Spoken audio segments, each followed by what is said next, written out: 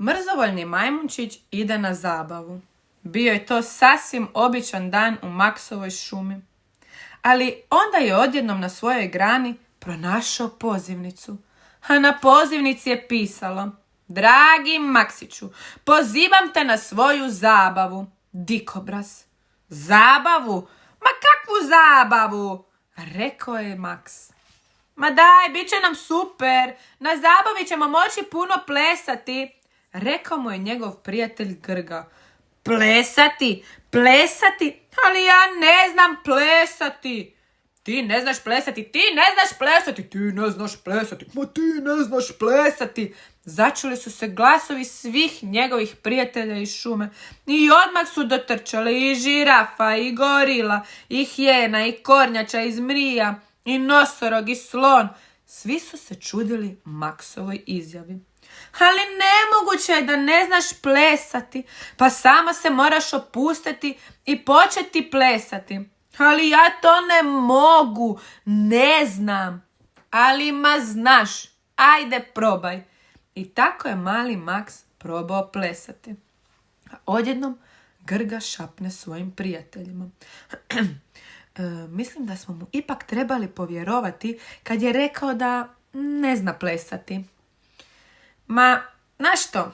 Nema veze ako naš Maks ne zna plesati. Pa mi smo ovdje da ga naučimo, rekla je ptičica. I svi su jako bili uzbuđeni što će malenog Maksa naučiti plesati. Samo se opusti, osjeti ritam, mrdaj malo guzom, kreći se odvažno i uspravno. I eto ga, to je to. Možeš ti to, Maksiću? I tako su ga svi krenuli ohrabrivati. A Maks je odjednom i proplesao. I to je bio znak da je vrijeme da svi krenu na zabavu kod Dikobraza. Kada su došli na zabavu, tamo su već svi plesali. A na zabavi svi su htjeli plesati s Maksom. I tako je on morao jedan krug odplesati s vjevericama, pa sa paunom, pa sa divljim svinjama, pa sa nosorogom, pa sa kornjačom, pa sa zmijom. I svima je bilo jako zabavno. A Maksu, njemu je postajalo sve gore i gore. Svi su se izgleda zabavljali, ali on baš i nije. I tada je odjednom rekao: Ne, dosta, ovo uopće nije predobro, ovo je grozno. Rekao sam, ne volim plesati, ali to je nemoguće da ne voliš plesati, pa to svi vole, rekli su mu prijatelji, ali ja ne volim. Pa zapravo ni ja baš ne volim plesati, rekao je Bivol. Ali nikad to prije nisam htio reći jer sam mislio da sam jedini. Pa da budem iskren, ni ja baš ne volim plesne zabave jer mi muzika inače bude prejaka, rekao je Šišmiš. Pa ja znam da drugi uživaju, ali ja kad plešem uvijek se nekako osjećam smotano, rekla je Roda. Eto vidite, nije ples za svih i zato ja odlazim. I mali Maks je krenuo svojim putem. Ali tada ga je sreo Dikobraz. Pa nije valjda da već odlaziš?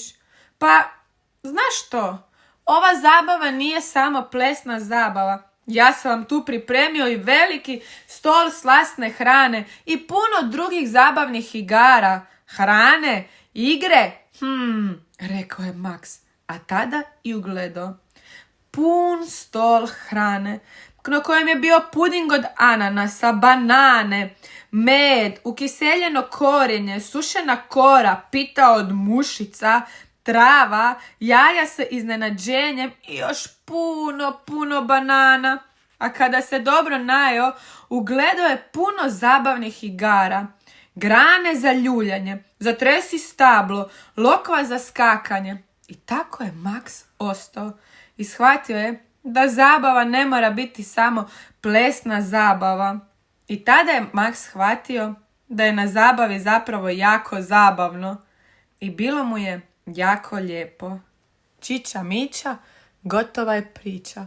Pozdravlja vas vaš prijatelj Zmajo. Bok!